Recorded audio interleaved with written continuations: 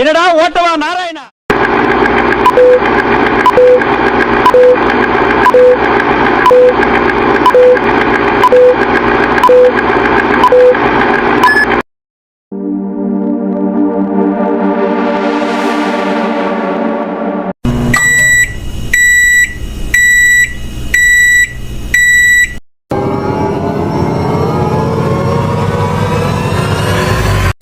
என்னண்ணே இன்னைக்கு செட்டப் எல்லாம் ஏதோ டைம் டிராவல் வீடியோல இருக்கிறதோட ரொம்ப பயங்கரமா இருக்கு. என்ன விஷயம்?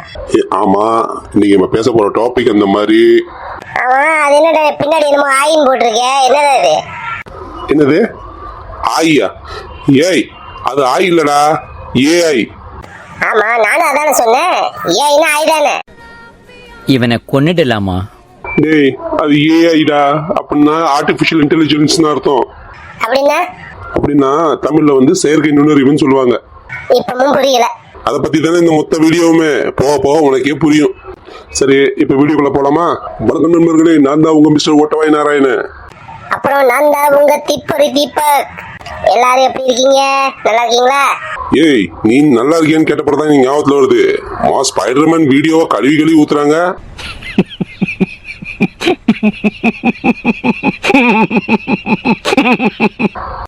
என்னன்னு சொல்றீங்க? என்ன சொன்னாங்க?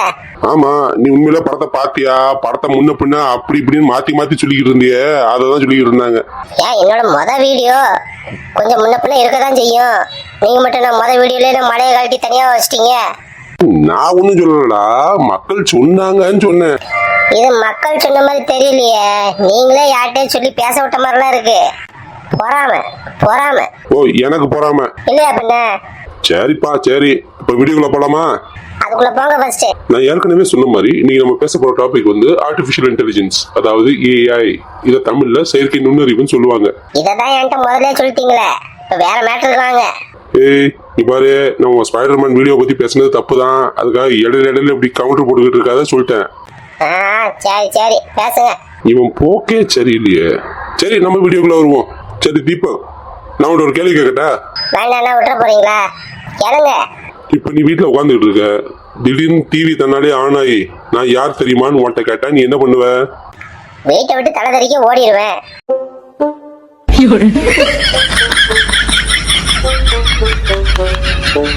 ஓடிடுவியா? எதுக்கு? பின்ன வீட்டுல பேய் வந்துச்சுன்னா ஓடாம என்ன பண்ண? டேய், அது பேய் இல்லடா, ஏஐ. சும்மா கதை விடாதீங்கண்ணே. நான் மாதவன் படத்துல பார்த்திருக்கேன். அதுல டிவில இருந்தா பேய் வரும். நீ பைத்தியக்காரனாவே நடிச்சிருக்கிறல்ல. பட பைத்தியமே. நான் இப்ப என்ன சொல்ல வரேன்னா, இப்ப திடீர்னு உன் டிவிக்கு உயிர் வந்து உன்கிட்ட பேசுச்சுன்னா நீ என்ன பண்ணுவேன்னு கேட்டேன். உனக்கெல்லாம் எப்படி உயிர் வந்துச்சுன்னு கேட்பேன். இப்ப நீ கேட்டே, இது நல்ல கேள்வி. இப்ப அது வந்துட்டு என்ன சொல்றது, எங்களுக்குன்னு ஒரு ஏஐ மஷின் வந்து கண்டுபிடிச்சிருக்காங்க. அந்த மஷின் இப்படி எல்லா மஷின் மத்த மஷின் எல்லாம் உயிரோட கொண்டு வந்துகிட்டு இருக்கு அப்படின்னு சொல்லிச்சுன்னா நீ என்ன பண்ணுவ? இப்போ இதுக்கு நான் என்ன சொல்றதுன்னே தெரியலையே. இப்ப என்ன அப்படின்னா, இப்போ டிவி வந்து தன்னாலே ஆன் ஆகி உனக்கு என்ன பிடிக்குதோ, உனக்கு எப்ப தோணுதோ, உனக்கு என்ன பார்க்கணும்னு தோணுதோ அது அந்தந்த டைம்ல தன்னாலே உனக்கு அந்த வீடியோல எல்லாமே போட்டு காமிக்கி. ஒரு படம் பார்க்கணும்னு ஆசைப்படுற, திடீர்னு அந்த படம் டிவில வருது. ஒரு பாட்டு கேட்கணும்னு ஆசைப்படுறேன், அந்த தன்னாலே அந்த பாட்டு டிவில ஓடுது. இப்போ உனக்கு எப்படி இருக்கும்? சூப்பரா இருக்கும்ல. நான் ஒண்ணு சர்ச் பண்ணி அதை நானே போடுறதுக்குள்ள சீஜின்னு ஆயிரும். இது என்ன தன்னாலே எனக்கு என்ன மைண்ட்ல ஓடுதோ தன்னாலே டிவில வருது. நல்ல விஷயம் தானே. ஸ்டார்டிங்ல கேட்கும் போது இது நல்லா தான் இருக்கும் ராசா. ஆனா போக போக இதுவே கொஞ்சம் பிரச்சனை ஆச்சுன்னா என்ன பண்ணுவேன்? என்ன நம்ம என்ன நினைக்குமோ அதெல்லாம் செய்யுது. இதுல என்னென்ன பிரச்சனை வரப்போகுது? இப்ப நீ கேட்டியே, இது ஒரு நல்ல கேள்வி. இதுக்கு பதில் உனக்கு போக போக இந்த வீடியோல கிடைக்கும். இப்போ ஹாலிவுட்ல உள்ள படங்கள் எல்லாம் ஒரு 50-60 வருஷமா நம்மள ஏஐ பத்தி எச்சரிக்கை பண்ணிக்கிட்டு இருக்காங்க. அண்ணே, ஏதோ பேசணுமேன்னு பேசாதீங்க. என்ன ஏங்கிற ஒரு விஷயத்தை இப்ப ரீசெண்டா தான் நான் கேள்விப்பட்டுக்கிட்டு இருக்கேன். இதை பத்தி நான் பெருசா எதுவும் இப்பதான் ரொம்ப பூதாகரமா ஏதோ பேசிக்கிட்டு இருக்காங்க. இது என்னமோ 50 வருஷமா 60 வருஷமா நம்மளை எச்சரிக்கை பண்ணிக்கிட்டு இருக்கான்னு சொல்றீங்க. என்ன விளாட்டா இருக்கா உங்களுக்கு? சரிடா, நீ எதுக்கு இப்படி கொண்டிருக்க? அது என்னமோ தெரியல, இன்னைக்கு அப்படிதான் இருக்கு. இந்த பாரு, நான் திருப்பி சொல்றேன், உன் ஸ்பைடர்மேன் வீடியோ பத்தி பேசுனதுக்கு வேணா நான் சாரி கேட்டுக்கிறேன். இப்ப வீடியோல இடையில இப்படிலாம் பேசாத என்ன? சரி பேசுங்க. ஐயோ கடவுளே. சரி, இப்ப நீ சொன்ன மேட்டருக்கே வரேன். நீ சொல்றல ஏங்கிற ஒரு விஷயம் இப்பதான் நம்ம பூதாகரமா கேள்விப்பட்டுக்கிட்டு இருக்க அப்படின்ட்டு. ஏங்கிற விஷயம் இப்போ ரீசெண்டா வந்தது கிடையாது. அது பல வருஷமா இருக்கு. ஆனா இப்பதான் இவால்வ் ஆகி மக்களுக்கு தெரிய ஆரம்பிச்சிருக்கு. 1980களில் ஆலன் டியூரிங்கிற ஒரு ஆளு மனுஷன்லாம் சிந்திக்க ஆரம்பிச்சா எப்படி இருக்கும்னு கேள்வியும் ஃபர்ஸ்ட் வைக்காரு. என்ன சொல்றீங்க? அப்பெல்லாம் நான் பிறக்கவே இல்லையே. என்னமோ பிறந்த ஏதோ சுதந்திர போராட்டத்துல கலந்துகிட்ட மாதிரிலாம் பேசிக்கிட்டு இருக்க. இது என்ன இன்னும் கேளு. 1986 டாட் மவுத்னு ஒரு காலேஜ். அந்த காலேஜ் தான் ஏயோட பர்த் பிளேஸ், அதாவது பிறப்பிடம் சொல்றாங்க. ஏன்னா அந்த காலேஜ்ல நடந்த ஒரு சம்மர் ரிசர்ச் ப்ராஜெக்ட் அப்பதான் ஃபர்ஸ்ட் ஆர்டிபிஷியல் இன்டெலிஜென்ஸ் ஒரு வார்த்தையை ப்ரோக்ராம் பண்றாங்க. இந்த ஈவெண்ட் ஆர்கனைஸ் பண்ணது வந்து மொத்தம் 4 பேர். அந்த 4 பேர் யாருன்னா John McCarthy, Marvin Minsky, Nathaniel Rochester and Claude Shannon. இதுல ஆர்டிபிஷியல் இன்டெலிஜென்ஸ் அப்படிங்கிற ஒரு ஃப்ரேஸை இன்ட்ரோ பண்ணது, அதாவது ப்ரொபோஸ் பண்ணது ஜான் மெக்கார்த்திங்கிற ஒருத்தர் தான். இந்த மீட்டிங் பத்தின ஒரு ஷார்ட் வீடியோ வந்து யூடியூப்ல இன்னும் அவைலபிளா தான் இருக்கு. அந்த வீடியோட லிங்க் வேணா நாங்க டிஸ்கிரிப்ஷன்ல போடுறோம். அது நீங்க யாராவது பார்க்கணும்னா பாத்துக்கோங்க. இந்த வீடியோ பார்த்தது பிறகு என்ன ஏன் சரியா சொல்லுப்பா. இதுக்கு அடுத்துதான் மனுஷங்க, அதாவது சயின்டிஸ்ட்லாம் வந்து மஷின்ஸ்ல கண்டுபிடிச்சாங்க. அதுல கம்ப்யூட்டர் வந்துச்சு. அதுக்கு அடுத்து கம்ப்யூட்டர் கூட மனுஷன் செஸ் விளையாட ஆரம்பிச்சாங்க. ஏன் நம்ம grand master Viswanath Anand computer கூட செஸ் விளையாண்டுருக்காரு, நான் கேள்விப்பட்டிருக்கேன். உண்மையில எனக்கு தெரியல, ஆனா சின்ன வயசுல கேள்விப்பட்ட விஷயம் இது. இப்போ நீயே நல்லா யோசிச்சு பாரு. மனுஷன் கம்ப்யூட்டர் கூட செஸ் விளையாடுறான். நான் ஒரு மூவ் வைக்கேன் அப்படிங்கும் போது கம்ப்யூட்டர் நான் என்ன வைக்கேன்னு யோசிச்சு அதுக்கு ஏற்றப்ப கவுண்டரா ஒரு மூவ் வைக்குது அப்படின்னா மஷின் யோசிக்கணும் தானே அர்த்தம். ஆனா ஆரம்பத்துல இது எப்படி இருந்துச்சு அப்படின்னா கம்ப்யூட்டருக்குள்ள ப்ரோக்ராமிங் மட்டும்தான் இருந்துச்சு. அதாவது யாராவது ஒருத்தர் பண்ணாங்கன்னா அதுக்கு கவுண்டரா நீ இந்த விஷயத்த பண்ணு அப்படின்னு ப்ரோக்ராம் மட்டும் தான் பண்ணியிருந்தாங்க. மஷினும் அதுக்கு ஏற்ற மாதிரி ரியாக்ட் பண்ணி விளையாடும். ஆனா இப்போ ஆர்டிபிஷியல் இன்டெலிஜென்ஸ் வந்து தன்னாலே யோசிச்சு நம்ம எதுவுமே ப்ரோக்ராம் பண்ணியிருக்கோம், ஆனா அது ப்ரோக்ராம் பண்ணதையும் தாண்டி அது விளையாடுது அப்படின்னா அது எவ்வளவு பெரிய ஆச்சரியம். ஆமா, ஆச்சரியமா தான் இருக்கு. ஆமா, இதெல்லாம் உண்மையா? என்னது உண்மையாவா? இன்னும் கேளு, உன் மைண்ட் எப்படி ஃபியூஸ் ஆகுது மட்டும் பாரு. நீ சொன்ன இல்லையா ஏங்கிற பத்தியே இப்பதான் நீ கேள்விப்பட்டுக்கிட்டு இருக்க, இப்பதான் கொஞ்சம் பெருசா பேசுறாங்க அப்படின்ட்டு. ஆமா சொன்னேன். நீ டெர்மினேட்டர் படம் பார்த்திருக்கியா? ஓ, பாத்துருக்கனே. அதுவும் டெர்மினேட்டர் 2 ஜட்ஜ்மெண்ட் டே படம்லாம் எனக்கு ரொம்ப பிடிக்கும். ரொம்ப வாட்டி பாத்துருக்கேன். ஆனா அதோட ஃபர்ஸ்ட் பார்ட் டெர்மினேட்டர் பார்ட் 1 அது எந்த வருஷம் வந்துச்சுன்னு சொல்லு பாப்போம். தெரியல. என்ன 1984. ஏ அப்பா, அப்பவே ஏஐ பத்தி எல்லாம் பேசியிருக்காங்களா அவங்க? நான் தான் சொன்னோம்ல, ஹாலிவுட்ல எல்லாம் ரொம்ப வருஷமாவே இந்த ஏஐ பத்தின விஷயத்தை பத்தி பேசிட்டு இருக்காங்க அப்படின்ட்டு. ஹாலிவுட்ல ஏஐ பத்தின ஏகப்பட்ட படங்கள் ரிலீஸ் ஆயிருக்குல்ல சார். அதுல எனக்கு பிடிச்ச படங்கள் என்ன அப்படின்னு கேட்டா டெர்மினேட்டர் 2 ஜட்ஜ்மெண்ட் டே, இப்ப நீ சொன்னிய அந்த படம். அதுக்கு அடுத்து ஐரோபாட்னு வில் ஸ்மித் நடிச்ச ஒரு படம். அதுக்கு அடுத்து ஈகிள்ஸ் ஐ, மேட்ரிக்ஸ், எக்ஸ் மெஷினியா, ஐ ஹியூமன், இம்ப்ளான்டட், டுமாரோ லேண்ட்னு ஏகப்பட்ட படம் வந்திருக்கு. இப்போ ரீசெண்டா கூட ஆட்லஸ்னு ஒரு படம் ரிலீஸ் ஆச்சு, நம்ம ஜெனிஃபர் லோபஸோடது. என்னது? நம்ம ஜெனிஃபர் லோபஸா? என்ன இது? என்னடா இல்லையே, அந்த ஆட்லஸ்ங்கிற படம் என்னமோ ஏஐ காண்டி பிடிச்ச மாதிரி தெரியலையே. ஜெனிஃபர் லோபஸ் காண்டி பிடிச்ச மாதிரிலாம் இருக்கு. அப்படிலாம் ஒண்ணும் இல்ல, எனக்கு ஜெனிஃபர் லோபஸ் ரொம்ப பிடிக்கும், அவ்வளவுதான், வேற ஒண்ணும் இல்ல. நான் ஒண்ணும் சொல்லலையே, நீங்க மேல சொல்லுங்க. நான் ஃபர்ஸ்டே சொன்னேன் இல்லையா, ஆலன் டியூரிங்கிற ஒருத்தர் தான் ஃபர்ஸ்ட் மஷினால தன்னாலே சிந்திக்க முடியுமா அப்படின்னு ஒரு கேள்வி முன் வச்சாரு அப்படின்ட்டு. அந்த ஒரு கேள்விக்கு பின்னாடி பல கேள்விகள் உருவாச்சு. அது என்ன கேள்வி?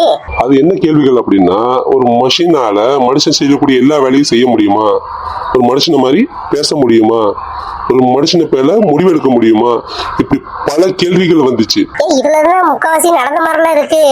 என்ன அதெல்லாம்? ஆமா, மனுஷனால மனுஷன மாதிரி வேலை பார்க்க முடியுமானா இப்ப மனுஷன் தான் ஏற்பட்ட வேலை செய்யற. அது போக மனுஷன மாதிரி பேச முடியுமா அப்படின்னா இப்போ ஏஐ தான் இப்போ நம்ம போன்ல பேசுது. வரும்போதெல்லாம் நம்ம பேசுற ஏற்பட்ட விஷயங்கள் மனுஷன் தானே பேசுது. சரியா சொன்ன. இதேதான் அவங்களும் சொன்னாங்க. கொஞ்சம் வருஷத்துக்கு முன்னாடி இலோன் மஸ்க்ங்கிறது ஒரு இன்டர்வியூல சொன்ன விஷயம் என்ன அப்படின்னா,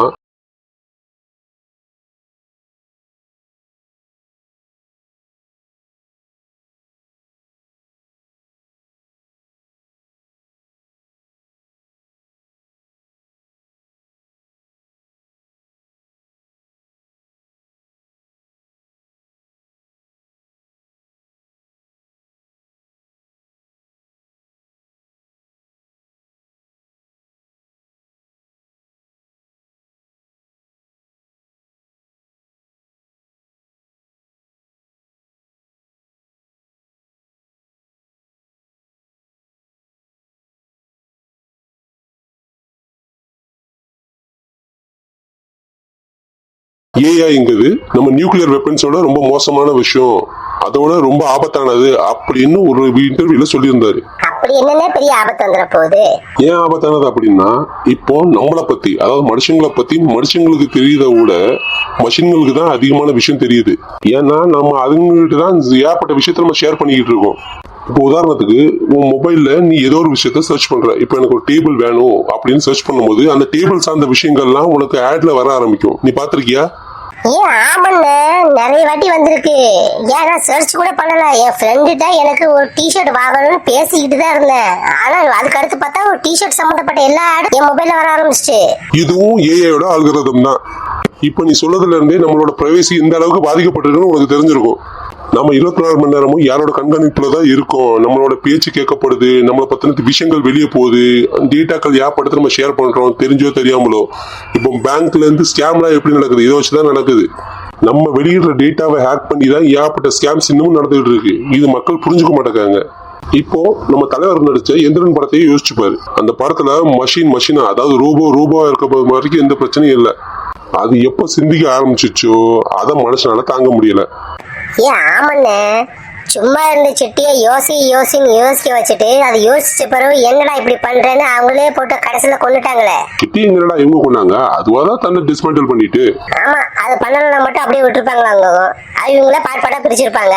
இன்னைக்கு மனுஷங்க கண்ட்ரோல்ல இருக்கிற ஏஐ வந்து நாளைக்கு மனுஷங்க கண்ட்ரோல மீறி போயிட்டு நான் தான் சுப்பீரியர் நினைச்சு மனுஷங்க கூட சண்டை போட ஆரம்பிச்சா? ஐயா, என்னது கேட்கவே பயமா இல்ல இருக்கு.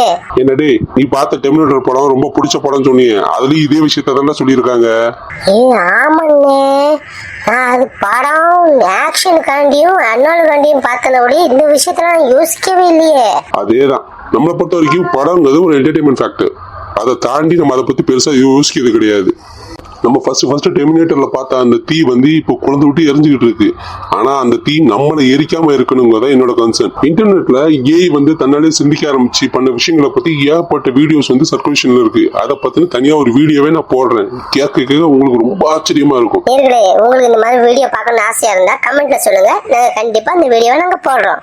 நான் முதல்ல டெர்மினேட்டர் பார்க்கும்போது இந்த மாதிரி விஷயம் உண்மையில நடந்துச்சுன்னா எப்படி இருக்கலாம் யோசிச்சிருக்கேன். ஆனா அது நடக்கிறதுக்கு இன்னும் குறைஞ்சது ஒரு 100 வருஷம் 150 வருஷம் ஆகும்னு நினைச்சேன். ஆனா இப்ப போற போக்க பார்த்தா சீக்கிரமே நடந்துடும் போல இருக்கு. இப்ப ஏற்கனவே ஏஐயால மனுஷங்களோட வேலை எல்லாம் பறி போயிருமோ அப்படிங்கிற பயத்துல நிறைய பேர் வாழ்ந்துகிட்டு இருக்காங்க. இப்ப என்னடான்னா ஆன்லைன்ல ஏஐ பத்தின கோர்ஸ்கள்ல கிலோ 5 ரூபான்னு சொல்லி அவங்க கூவி வித்துக்கிட்டு இருக்கானுங்க. ஒருத்தன் என்னடான்னா 9 ரூபாய்க்கு நான் உங்களுக்கு சொல்லி தரேங்க, ஒருத்தன் 100 ரூபாய்க்கு வாங்க, உங்களை நான் வேலையில உங்களுக்கு 40%, 50%, 120% உங்களுக்கு ஹைக் வாங்கி தரேன் அப்படிங்க. அது தெரியல. கேட்கும் போது என்னமோ 9 ரூபாய்க்கு வாங்கன்னா சொல்றான். உள்ள போய் ஒரு 3 மணி நேரம் 2 மணி நேரம் உட்காந்து ஃபுல் பேச்சிங் கேட்ட பிறகு கடைசியில பார்த்தா நீங்க 20,000 ரூபாய்க்கு கோர்ஸ் அட்டன் பண்ணுங்க, நீங்க வாழ்க்கையில ஜெயிச்சிடலாங்க. அப்படிதான் இருக்கு. அதையும் நம்பி பைசா போட்டவங்களுக்கு உண்மையிலே எதுவும் நல்லது நடந்துச்சா பிரச்சனை இல்ல. ஆனா இப்ப ஏமாத்திட்டு இருந்தாங்கன்னா அதை கேட்கறதுக்கு இங்க ஆள் இல்லையோன்னு தோணுது.